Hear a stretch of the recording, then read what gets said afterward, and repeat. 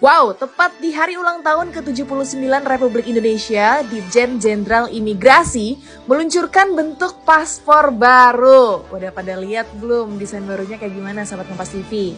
Nah, ini dia desain barunya. Warnanya merah putih kayak bendera Indonesia. Gak cuma warnanya aja yang beda, setiap lembar paspor menyediakan desain motif 33 kain khas Indonesia dari setiap daerah loh. Desain baru itu diresmikan oleh Menteri Hukum dan Keamanan Pak Yasona Lawli di kawasan Jakarta Pusat. Direktur Jenderal Imigrasi Pak Silmi Karim mengatakan desain baru paspor Indonesia nggak hanya berubah di sampul aja, tapi juga disesuaikan dengan standar dan rekomendasi International Civil Aviation Organization, yakni setiap negara harus secara berkala memperbaiki teknik dan fitur pengamanan paspor. Buat apa sih?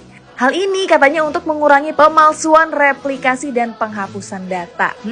Gimana komentar kamu soal